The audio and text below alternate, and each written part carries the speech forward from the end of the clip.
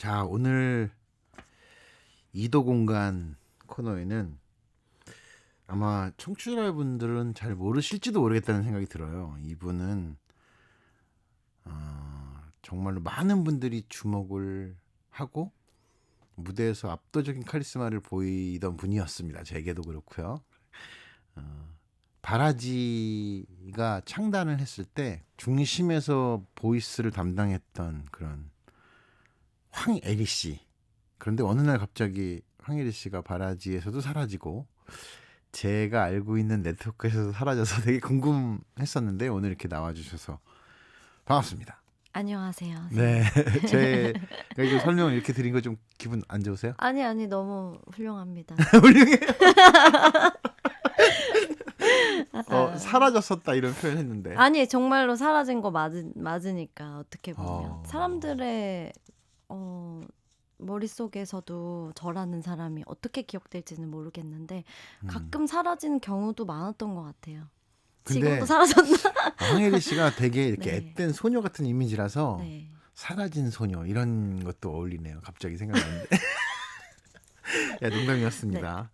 그 어떻게 보면 판소리를 전공했죠. 네. 그리고 전공이요. 보니까 남원 출신이세요. 네. 판소리의 고장이라고 자부하는. 그쵸. 남원에서 9살 때부터 판소리를 하셨네. 7살. 7살 때부터. 그러면 이건 거의 태어나자마자 판소리를 한 아, 건데. 저희 아버지께서 네. 그 전임선 선생님이 운영하시는 네. 판소리 동호회, 추임새라는 그런 동호회에 네. 판소리를 배우러 가셨었어요. 아버님이 네, 그래서 역시 맨날 남원 분들. 집에서 허구한 날 북으로 막 이러시는 거예요. 그래서 어. 제가 정말 어릴 때 태어나자마자 막. 네, 막 이제 이렇게 할 때 옆에서 막 제법 따라 부르니까 네. 아빠가 얘를 시켜볼까? 이랬던 것 같아요. 네. 그래서 저를 꼬드기려고 93년도에 그 서편제 영화 그 비디오를 빌려오셔서 저를 좀 자극시키셨던 것 같아요. 그 몇 살 때였죠? 저 그때가 7살쯤인 것 같아요. 그래서 바로 손을 잡고 이제 찾아갔죠. 학원을. 네. 선생님을. 네. 네. 그래서 그때 소질이 있는 것 같습니다. 어. 음치는 아니니까. 네. 그래서 그때부터 계속 그러면 시작됐던 것 같아요. 에리 씨가 판소리를 배울 때 네. 주변에 선생님이든 네. 담당 선생님이든 이렇게 해준 말들이 있었을 거 아니에요. 네네네. 야가 넌 예를 넌 이것을 잘 따라한다니 뭐 이런 말들할지. 선생님들은 거의 이제 이렇게 많은 제자들 가운데서도 이렇게 편협하게 대하는 제자들이 있잖아요. 네. 근데 사실 그때 당시에는 남자 소리꾼이 워낙에 귀해서 저는 약간 우월하다고 표현할 수는 없었고 고등학교 때까지는 그냥 이렇게 얌전하게 잘 자라다가 네. 그리고 대학교를 갔는데 김성여 선생님께서 네. 저를 완전 발탁하신 거예요. 그러니까 소리를 들어보고 소리도 보시고 또 이런 뭐랄까 분위기도 보시고 이래서 김성여 선생님께서 오히려 저를 적극적으로 밀어줘. 적극적으로 춘향이라던가 심청이라던가 추천도 하고. 예, 그런 것들을 많이 음. 픽 해주신 거예요. 그래서 19살 때 제가 최연소로 국립극장에서 심청 주연을 했었. 국립 창극단에. 네. 국립 그때 창극단에 오디션을 했었어요. 작품 신기하게. 춘향 심청에. 그때 15세나 16세라는 작품이 있었는데 그때 세상에. 민은경 씨와 저 이렇게 둘이 또 조희정 언니라고 더블 셋이 캐스팅으로. 네, 더블 캐스팅으로 그때 춘향과 심청을 반반하는 극이었거든요. 대학도 15세나 졸업 16. 안 했는데. 아니 이제 막 대학교에 왔는데 제가 빠른이어서 만으로 19살인 거예요. 세상에. 그래서 여튼 막 뉴스에 최연소 19살 심청 주인공으로 네, 네. 네. 이런 기사들도 나고 그랬었죠. 그래서 그 이후로 김성여 선생님께서 저라는 사람을 완전 춘향과 심청 이런 것들로 이렇게 되게 많이 세워주셨어요. 그래서 지금도 너무 감사하죠. 네, 그게 사람들에게 알려지는 가장 큰 계기가 됐었던 거예요. 네, 그래서 그때 이후로 연기를 좀 했어요. 이제 그 전에는 이제 음악은 잘 몰랐고 그때 이제 창극이나 마당놀이 그리고 이제 소리극 이런 것들을 하기 시작하면서 연기를 계속 했었죠. 그러니까 이게 참 이끌어 주시는 분의 역할이 이렇게 중요해요. 네, 정말로. 사실은 발굴을 해주지 않았으면, 그리고 에리 씨의 재능이 뭔지를 더 큰 기회에 이렇게 푸시한다, 밀어서 딱 네. 올려 세우지 않았으면 어떻게 보면, 그죠? 근데 많은 분들이 아마 공감하실 거예요. 김성년 선생님 제자분들이라면은 네. 굉장히 연기라는 것에 대해서 음. 특별히 지도해 주셨던 것 같아요. 그래서 한 번은 에피소드 하나 네네. 얘기하고 싶은데 네. 김성년 선생님께서 잊혀지지 않은 이야기가 있는데 음. 제가 심청을 연기하고 있었어요. 대학 때. 근데 이제 아버지께 공양미 300석에 팔려간다 그런 내용을 이제 전달하기 전에 네. 이렇게 딱 저를 상 올리시- 위에서 저를 딱 올리려고 하는데 아버지가 너무 맛있게 잡수는 걸 보면서 아이고 아버지 이렇게 쓰러지잖아요. 근데 이제 공양미 300석을 누가 이 말을 해야 되는데 네. 너무 슬픈 거예요. 그래서 아. 그 대사를 연습하는 과정이었는데 목이 대사를 메어서 못했어요. 너무 슬퍼서 너무 슬퍼서. 몰두하다 보니까. 네, 그래서 펑펑 울었는데 그 연습을 지켜보는 모든 친구들, 동기들, 후배들, 선배들도 다 울고 선생님도 우신 거예요. 그래서 나오셔가지고 에리야 너 울고 싶을 때 지금 많이 울어야 돼. 그래야 무대에서 울지 않는다. 이 감정으로 연기하는 거야. 이렇게 말씀해 주는데 그게 아직도 제가 연기하는데 계속 잔상으로 남아있어요. 그 얘기는 실제 관객들이 있는 무대에서는 슬픈 장면을 사람들을 울리긴 하되 울면 안 된다는 네, 얘기네요. 진짜로 울면 안 되죠. 그 감정을 연기할 수 있으려면 지금 많이 울어야 된다. 그래서 선생님 저를 그러네요. 안아주시는데 선생님 붙잡고 펑펑 울었어요. 선생님이.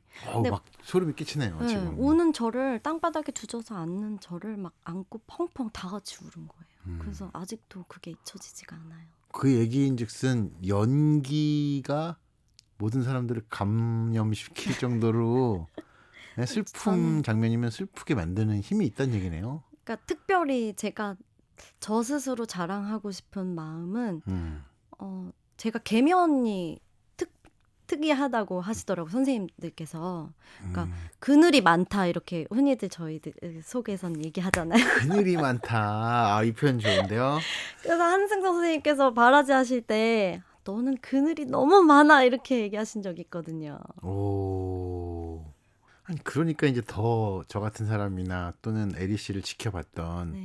김성년 선생님 또 오죽하셨을까요? 만약에 예뻐해 그렇게 주셨어요. 연기도 잘해서 정말 자랑스럽게 추천을 하셨고, 그렇게 네. 모든 사람들이 에리 씨를 연기면 연기, 소리면 소리, 뭐 그런 상황에서 갑자기 뭐 없어졌지?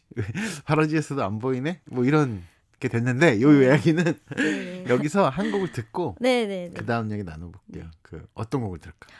일단 제가 최근에 서울민요라는 앨범을 냈었는데 앨범 제목이 서울민요. 네, 서울민요. 오. 네, 서울민요라는 앨범을 냈는데 지금 제 생각엔 문맥상 핫지와 에리 곡을 듣는 게 좋을 것 같아요. 이제 네. 펼쳐질 얘기.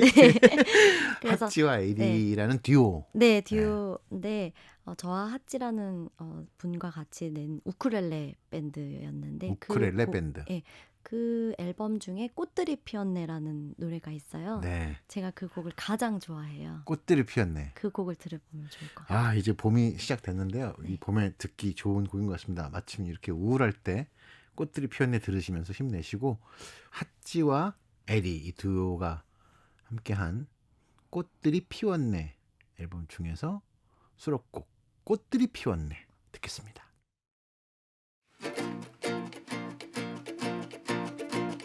긴 겨울 맨 끝에 얼음들도 녹았어. 오래 기다렸었던 사랑꽃들이 피웠네. 몰래 숨어 있었네. 땅속 깊은 곳에서 내일 아침 오면 우리 다시 함께일 거야. 눈앞이 캄캄해질 때 그 밝은 웃음 띤 얼굴 생각하면서 정신을 차려야지. 맑은 날에도 흐린 날에도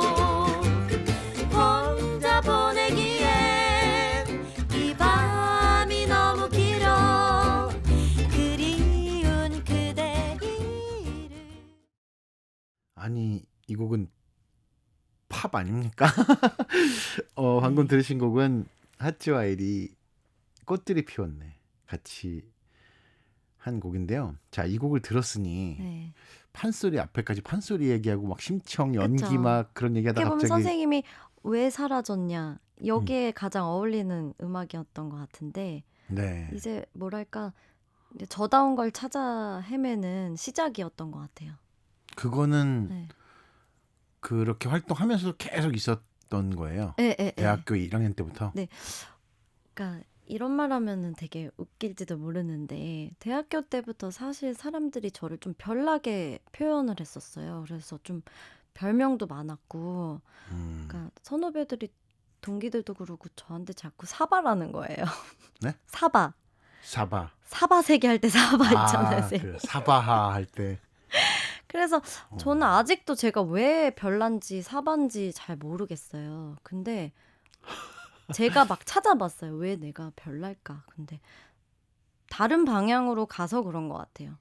그러니까 다른 사람들은 다 이쪽 방향으로 가는데 너는 왜 이쪽 방향으로 가? 그래서 조금 다른 사람들과 다른 방향으로 갔기 때문에 그걸 너무 자연스럽게 본인은 그쵸? 저는 왜 그랬는데 그게 뭐가 잘못됐는데? 네.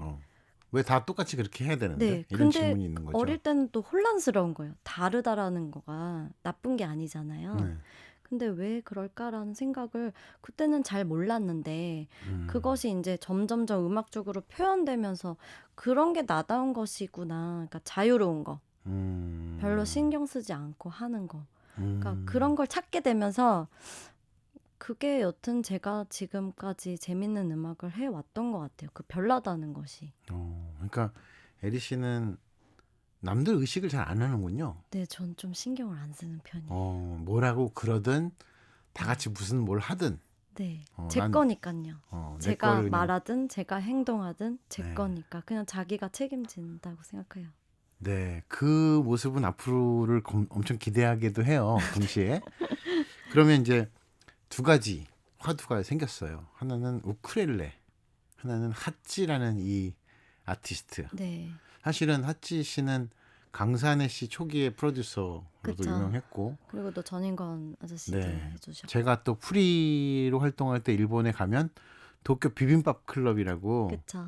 또 유명한 핫지 씨가 원래 그 밴드를 하기 전에 했던 네. 그 포크 락 밴드가 엄청 유명한 밴드였어요. 아주. 일본에서. 근데 한국에 와서 꽹가리도 배우고 우리 전통음악부터 시작했던 분인 거예요. 네.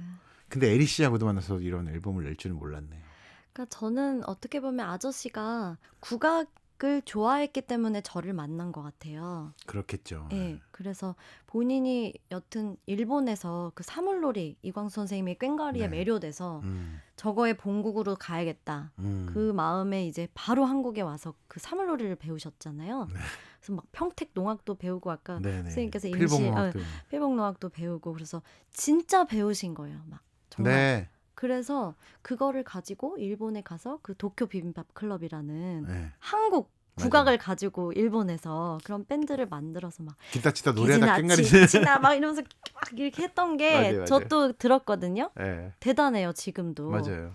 근데 여튼 그런 것들을 해 오시면서 그분도 이 국악의 음악을 하고 싶다라는 갈증이 계속 있으셨던 거예요. 근데 한국에 와서 어디선가 클럽에서 한쪽 구석에서 한 500년으로 기타를 치고 아무렴 그렇지 이렇게 하고 있는 자그마한 애를 발견한 거예요.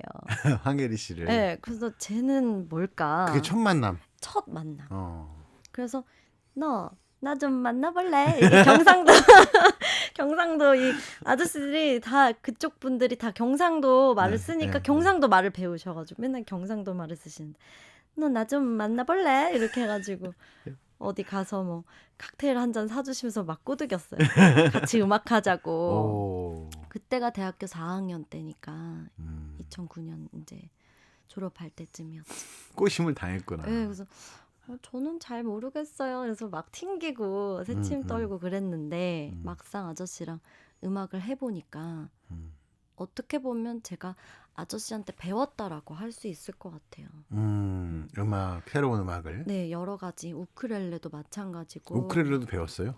저는 우크렐레를 쳐본 적도 없고 칠 생각도 없었는데 아저씨께서 계속 이 우크렐레를 해야 된다는 넌 거예요. 이게 어울려 이러면서. 응. 그래서 아니 아저씨가 잘하시니까 저는 괜찮아요 이랬는데 나중에 어느샌가 제가 우크렐레 병창처럼 우크렐레가 없으면 우크렐레 병창? 우크렐레가 없으면 노래를 못할 정도로 그렇게 치고 있더라고요. 나중에. 네. 그러니까 그럴 정도로 아저씨에게 정말 어마어마한 음악을 많이 배웠죠. 네. 그리고 또 기억나는 에피소드는 우크렐레가 되게 작잖아요. 그러니까 아무 데서나 연주할 수 있는 거예요. 네. 그래서 저희는 길을 걸으면서 연습을 했어요. 우크렐레를 끼고 사람들이 있는 거리. 상관없이 아저씨도 별로 남 신경 안 쓰고 저도 신경 안 쓰니까 길거리에서 우크렐레 꺼내가지고 둘이 막 화음 넣으면서 막 때론 노래도 하고. 네. 아니 당연히 노래를 부르죠. 그래서 홍대 이렇게 다니면서 홍대선 괜찮죠. 그래도. 네, 걸으면서 노래를 막 했었던 기억이 많이 나요. 막 그냥 막 꺼내가지고 네. 어느 때나 아무 때나. 와, 자유를 만끽하던 시절이었네. 네, 그게 아저씨랑 저랑 또 굉장히 케미가 잘 맞았던 것 같아요. 자유로운 거에 대해서. 네, 그럼 이쯤에서 질문을 드릴 수 있는 것은 이런 건 것 같아요. 그러니까 판소리를 했잖아요. 판소리를 했던 게 이 핫지와 에리 작업에서, 그러니까 물론 전통음악을 잘 했으니까 발굴이 됐고 아저씨가 그걸 공부를 먼저 했었기 때문에 그런 걸 들을 수 있는 네. 귀명창이기도 했고. 네, 네. 근데 실제적으로 그런 요소가 직접적으로 반영이 되는 건 아니잖아요. 네, 너무 좋은 질문 해주셨는데 선생님께서 네.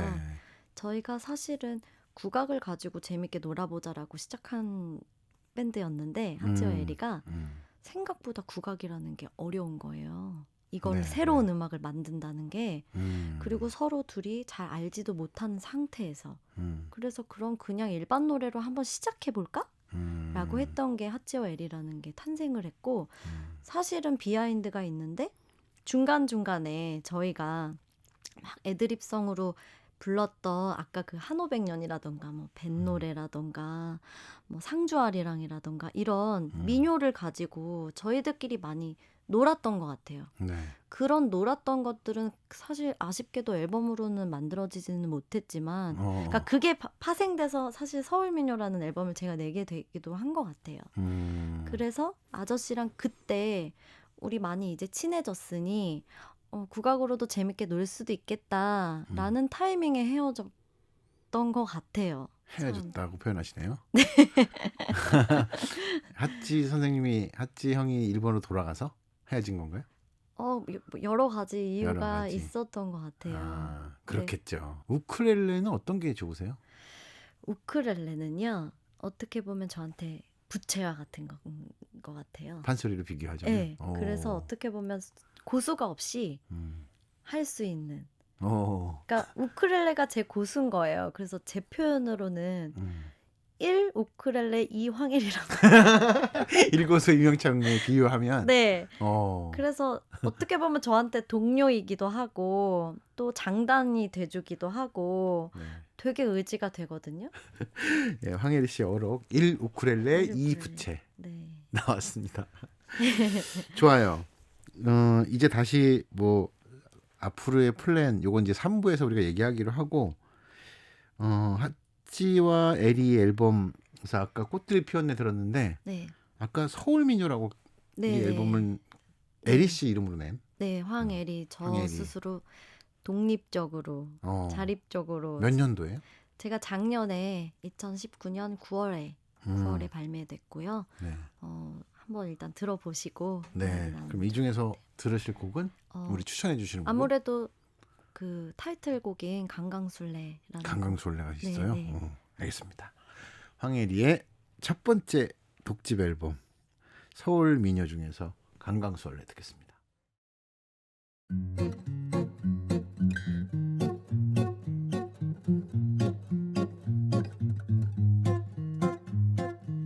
저야 다리 네 다리인가 달 뜨는 줄 안다마는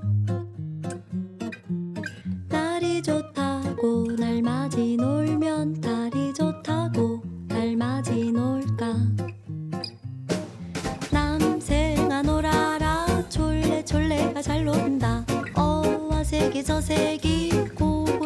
바람이 잘 논다.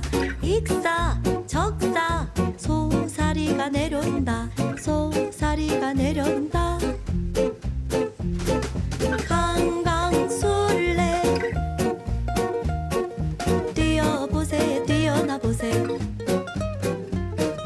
강강술래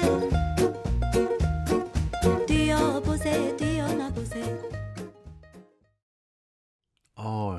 아주 기분이 경쾌해지는 곡이네요. 네. 춤추고 네, 싶게도 춤추고 되고. 딱 그런 마음으로 만들었습니다. 네. 봄에 정말 잘 어울리는 그런 사운드기도 한 것 같은데요. 네. 황예리 씨의 서울미녀 앨범에 수록된 강강술래 들었습니다. 이 앨범 전체의 구상과 컨셉은 다 에리 씨가 잡은 거네요. 네네네. 와. 아무래도 제가 아까도 말씀드렸지만 이제 핫지와 에리에서 파생된 저 스스로 독립적으로 자립된 마음으로 만들고 싶었기 때문에 저다운 게 뭘까라는 걸 많이 생각하면서 만들었어요. 홀로 서기를 선언하면서 나온 네. 앨범이에요. 그래서 굉장히 많이 힘을 기울였고 저답지 않은 거에 대해서 또 많이 생각하게 되더라고요. 이건 나답지 않아 이러면서. 예를 들면 어떤 거예요? 처음에 이 강강술래가 되게 힙한 음. 궁스타 막 이런 아. 강강술래 막 아, 이런 아, 노래였어요. 근데 너무 이런 것들은 나랑 또 어울리지 않아 이러면서 계속 저다운 거를 찾아 헤매는.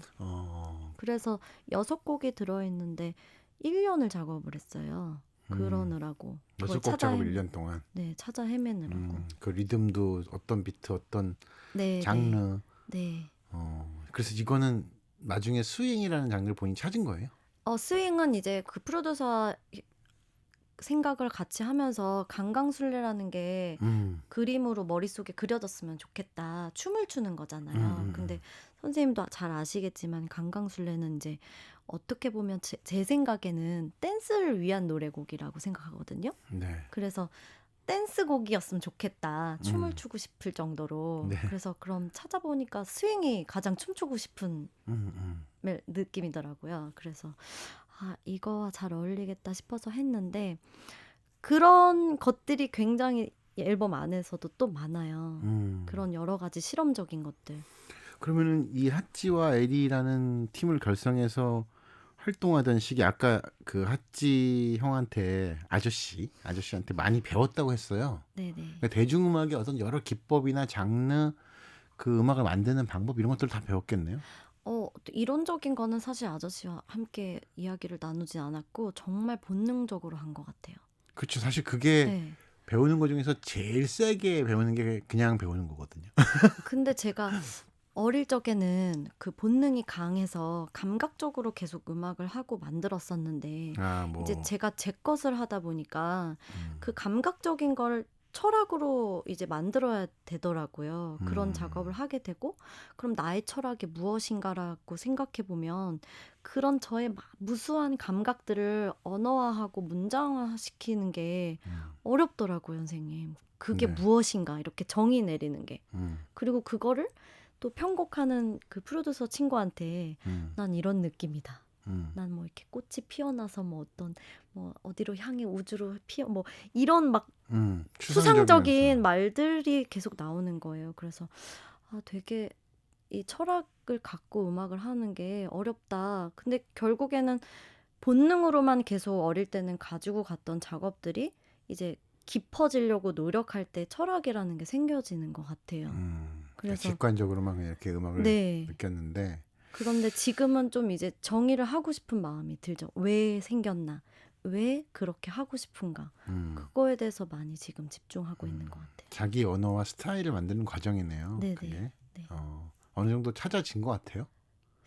계속 찾을 것 같은데 그래도 저는 계속 꾸준히 감각적인 것, 본능적인 것 이것을 계속 놓지는 않을 것 같아요. 그 자유로운 것들. 네, 그거 놓지 마세요. 그거는 그게 어떻게 보면 에리 씨가 아까 김성령 선생님이나 뭐 다른 사람들 다 이렇게 감동시키는 다 울게 만들고 하는 네네네. 그 힘일지도 모르니까요. 네네. 그동안 핫지와 에리를 하면서 이런 건 없었어요.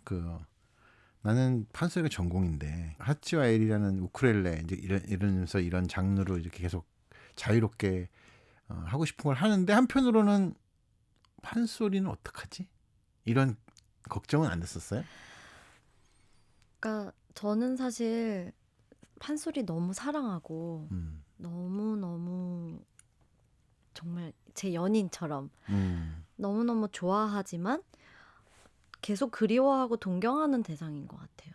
지금도? 네. 그 판소리가 나를 사랑해주지 않고 짝사랑인 것 같아요.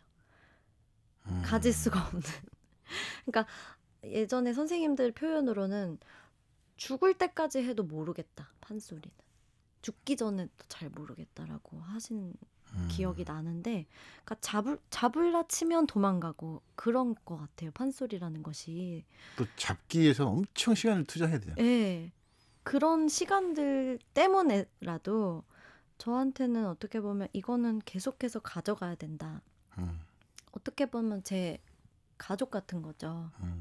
그런데 우쿨렐레 판소리라는 걸 했다고 하고 또 하치와 에리도 했고 여러 가지 다양한 작업들을 했었지만 판소리 이거는 제 주 원료잖아요. 저를 움직이게 하는. 그래서 지금부터는 조금 더 전통을 조금 더 하고 싶다 이런 생각이 많이 드는데 제가 이쯤에서 듣고 싶은 노래가 있어요. 아, 좋아요. 네. 네. 여기서 뭘 하나 들어보고 이 네. 노래가 그 계기의 터닝 포인트에 어떤 경계에 있는 거예요? 그럴 수 있어요. 어떻게 보면 저의 앞으로의 음악의 레퍼런스가 되는 음악인 것 같아요. 알겠습니다. 요거 듣고 앞으로의 질문을 드리겠습니다. 네. 뭐예요? 이것은 조소녀 조영자 선생님의 민요 집에 있는 농부가인데 아, 이 두 분이 부르는 농부가 듣고서 얘기 마지막 질문 드릴게요.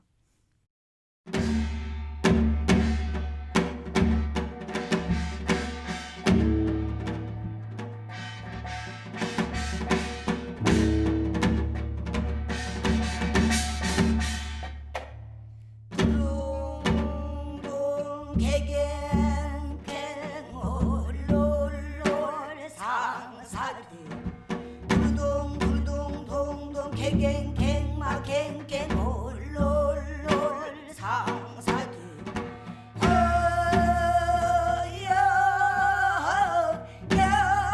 여여 흐르고 상사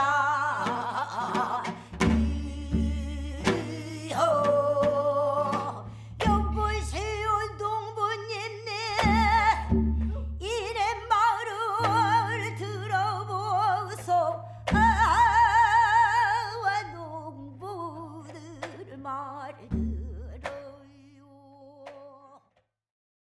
네, 황예리 씨가 이 곡을 꼭 들어봐야 된다고 한 남도민요 농부가 조소녀, 조영자 두 자매 네. 네, 두 맞습니다. 자매가 부른 네. 곡 들어봤습니다. 어떤 부분이 너무 좋은데요? 네네네. 에리 씨한테는 어떤 부분이 이렇게 끌렸는지. 일단 제가 이제 그 서울민요라는 곡을 발매하고 나서 전통이라는 것도 이제 열심히 하고 싶어서 저 스스로 전통을 어떻게 사람들에게 들려줄까 그런 고민을 많이 하고 있었던 찰나에 제가 스스로 하고 있었던 작업이 있었어요. 예를 들자면 제가 북을 치고 단가를 녹음을 하고 시끄럽지 않은 소리를 녹음하고 싶은 거예요. 그래서 국악은 대부분 현장에서 들으면 너무 좋은데 맞아요. 이렇게 귀로 들으면 잘 모르겠고 특히나 일반인들은 못 듣겠다, 1분도 못 듣겠다 이렇게 놔버리는 오디오로. 네, 경우가 많잖아요. 그래서 조금 더 잘 들을 수 있게 조용한 판소리를 하고 싶었거든요. 그것도 괜찮은 컨셉이네요. 막 이렇게 지르지 않고 조용히 네. 정말 뭐 이산저산 꽃이 피니 분명 고 봄이로구나 이런 식으로 이렇게 잔잔하게 통성을 막 내는 게 네. 아니라 속삭이듯이. 이렇게 말고 그래서 근데 또 그게 저의 성음과도 잘 맞고 그래서 제가 북을 치면서 녹음을 했었던 게 있어요. 그러던 와중에 이 앨범을 발견했는데 잘 들어보시면 두리동동 하는데 이 자매 두 분이 안 맞아요, 청이. 네. 한 분은 두리둥 하고 한 분은 두리둥 이렇게 시작한 거예요. 네. 그러니까 정말 애초에 청을 맞추지 않고 그냥 또 같이 시작했는데 그렇게 된 거. 근데 그게 저한테는 이게 판소리다. 현장감이 되게 느껴지는 거. 자연스럽게. 너무 날 것 같은. 네. 그리고 중간중간에 서로 추임새도 해주시면서 정말 원테이크로 쭉 한 번에 갔는데 선생님도 아시다시피 국악이라는 게 끊어서 갈 수 없잖아요. 그래서 저도 원테이크로 가는 경우가 많은데 컨디션이 너무 안 좋으니까 제일 처음에 녹음했던 게 가장 좋더라고요. 근데 이 음반은 딱 한 번 녹음하고 끝이었던 것 같아요. 네. 근데 잘 들어보시면 매길 때는 중머리로 장구를 치고 또 받을 때는 새마치로 새마치로 쳐요. 치고. 예. 이렇게 경쾌하게 예. 자정자정 이렇게 하면서. 근데 그게 저는 민요를 들을 때마다 그 수성 반주가 신경이 굉장히 많이 쓰였거든요. 소리가 거슬렸다는 거죠. 네 음반으로 들을 때 실제로 보면 또 너무 좋죠. 근데 음반으로 들을 때 민요가 잘 안 들리더라고요. 근데 저희 선생님께서 박양덕 선생님이신데 네.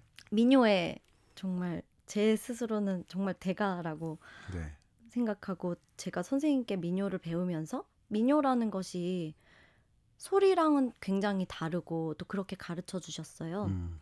민요는 조금 더 소리보다 정교하고 또 세심하고 구성 있고 네. 기교도 아주 잘게 쪼개는 게 그게 맛이 있는데 지금 또 남도 미녀를 네, 말하는 거죠? 남도 미녀. 예.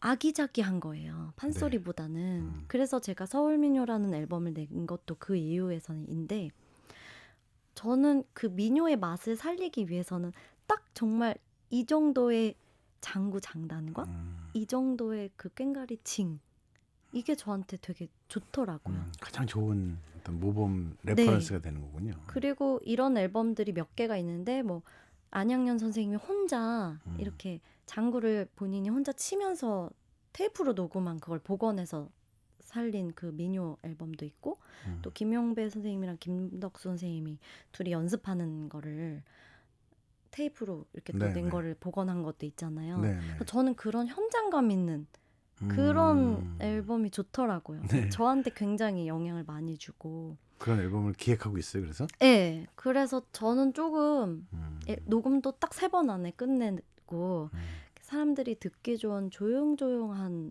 그런 앨범을 내고 싶더라고요. 판소리로. 판소리로. 전통으로. 그리고 또 공연도 기획 예정인데. 근데 좋을 것 같아요. 네. 네. 그래서 조금 더 사람들이 판소리 막 시끄럽다 그러고 제 친구들도 그러거든요. 잘 모르는 모르는 친구들이 너무 시끄럽대요. 일부러 마이크도 잘 쓰고 네. 마이크를 쓰는 극장 요즘에 기술을 활용해서 마이크라는 것은 정말 중요한. 네. 네. 그래서 나는 조금 나에 맞게 조용조용한 소리를 들려주고 싶다. 지금 말씀하시는 게 올해 벌어질 수도 있나요? 네, 저는 지금 이미 녹음해 놓은 것들도 상당하고 집에서요? 네, 집에서도 녹음하고 녹음실에 가서도 녹음하고 그런 것들이 저한테 좀 상당히 있어요. 해보고 실험적으로. 근데 그게 이제 현실화 될지는 모르겠으나 귀에 들어서 네, 잔잔하고 좋다. 지금 에리 씨 목소리하고 지금 말씀하시는 속삭이는 듯한 그러한 판소리 잘 어울릴 것 같네요. 네, 그래서 제가 혼자 장단도 쳐보고 북도 쳐봤는데 딱 아까 들어봤던 그 앨범 정도의 가락과 네. 또 소리가 너무 좋잖아요, 선생님. 네. 그런 실력을 또 열심히 네, 노력해야죠. 엄청 섬세하고 정말 디테일하네요. 예, 앞으로 기대가 되는데요. 그 우쿨렐레로 그렇게 본인이 하고 싶은 자유로운 이야기 또는 그런 노래 감성을 계속 전달하는 작업도 계속 해나갈 거고요. 네, 그죠? 네, 맞아요, 선생님. 그리고 지금 말씀하신 것처럼 판소리를 막 이렇게 전통 크게 우리 판에서 마이크도 없이 막 여러 사람에게 생목을 쓰면서 북한에서 그걸 쉑 소리라고 한다잖아요. 그런 방식이 아닌 이렇게 작게 조곤조곤 아기자기하게 이야기하듯이. 그러니까 저는 이게 현대적 해석인 것 같아요. 저는 네, 이런 이야기를 들어본 게 처음인 것 같아요. 아, 그래요? 생각해보지 못했던 측면을 말씀하셨는데, 네, 이거는 진짜 잘 기획을 해서 네. 먼저 실현을 하시는 게 황혜리 스타일 이게 창조해 나갈 거 누가 아니에요. 해도 제 스타일로 할 수는 없으니까. 네. 그러면 마지막 질문일 것 같은데 네.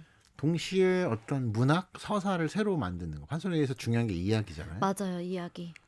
그거를 이렇게 네. 기획해 볼 생각은 없어요? 소설이나 뭐. 저는요, 선생님, 지금 우쿨렐레 판소리라는 걸 하고 있지만 제가 또 노래 핫지와 에리처럼 노래도 하고 싶은 거예요. 네, 네. 근데 제가 또 노래하는 것도 좋아하거든요. 근데 새로운 이야기는 그런 방식으로 노래하는 방향으로 이야기를 들려줄 것 같아요. 근데 제가 사설에 대한 조금 애정이 있어서 전통 사설이 아니라. 네, 전통 사설. 네. 그리고 제가 최근에 그 입과 손 스튜디오. 스튜디오 하는 그 친구들의 작업을 봤는데 아, 참 너무 좋다. 그러니까 그런 식으로 풀어나가는 작업들은 할 수 있을 것 같은데 저는 판소리를 우리 지금 현대에 맞게 시대에 맞게 새로 문학적으로 쓰는 것에 대해서는 사실 아직은 딱히 욕심이 크게 없고 이 전통 판소리 사설을 가지고 또 할 게 많군요. 네, 저는 좀 그런 식으로 집중하고 싶어요. 네. 어떻게 이야기를 정신없이 하다 보니까 지금 벌써 1시간이 됐는데 오늘 재밌었어요.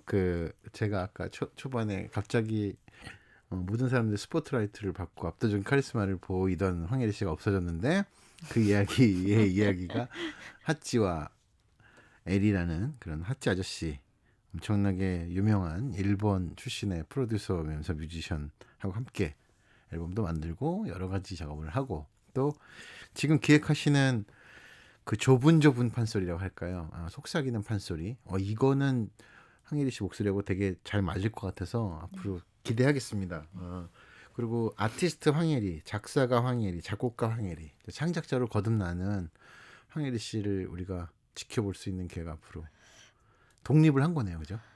네, 저는 이제 계속해서 네. 음악을 만들 작정이긴 한데 네. 제가 가장 중요하게 생각하는 것은 지금 전통의 아카이브인 것 같아요. 그래서 앨범을 낸다는 건 사실 상업적으로 팔기 위한 작업이 아니라 국악하시는 모든 분들이 본인 스스로가 아카이브하기 위해서 어떤 저한테 얘기하고 싶은데 그런 노력을 저도 계속 하고 싶거든요. 네. 그래서 어떻게 보면 아까 안양연 선생님의 그런 테이프 복원이라던가 그런 것들이 젊은 시절에 어떤 음색을 어떤 성음을 어떤 가락을 냈는지가 굉장히 궁금하거든요. 그래서 네. 저도 또한 지금 30대 중반으로 흘러가는 이 황혜리의 성음이 어떤 성음인지 계속해서 아카이브하는 작업을 할 것 같아요. 예. 판소리에서 떠나서 외도 이렇게 말하면 좀 웃긴 얘기긴 한데 여러 가지 경로를 이렇게 탐험하는 사람인 줄 알았더니 다시 지금 얘기는 중심이 굳건한 사람인 것을 확실하게 느끼게 해주시는 에리 씨였습니다. 오늘 얘기 너무 감사하고요. 네, 선생님. 재밌었습니다. 마지막으로 그 서울민요 네, 앨범에서 네. 가장 마지막에 우리가 네. 경쾌하게 헤어질 수 있는 곡 뭘까요? 그거 들으면서 헤어질게요. 이 곡은 또 저한테 특별한데 음. 서울민요라는 앨범이 탄생할 때 맨 처음에 만들어진 곡이에요. 까투리 타령이. 그래서 까투리 타령. 네, 어느 네. 날 제가 누워 있으면서 갑자기 생각난 노래는 까투리인데 잘 들어보시면 새로운 까투리예요. 그래요? 알겠습니다. 네. 자, 이 앨범을 혼자서 독립하면서 6곡을 만들 때 가장 먼저 네, 가장 생각났던 먼저. 새로운 민요 까투리 타령 오늘 마지막 곡으로 들으면서 황혜리 씨와의 이도공간 마치겠습니다. 앞으로 기대하겠습니다. 네, 고맙습니다, 선생님. 네. 황혜리 씨가 부르는 까투리 타령 들으면서 저도 물러가고요. 다음 주에 다시 찾아뵙겠습니다. 여러분 편안한 밤 되세요.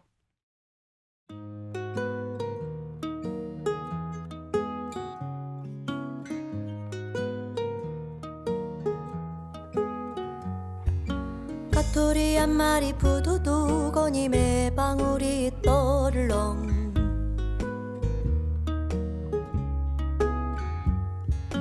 까투리 사냥을 나간다 까투리 사냥을 나간다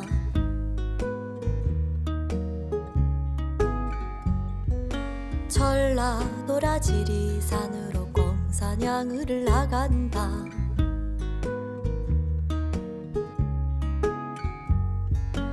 지리산을 넘어 무등산을 지나 나주 금성산을 당도하니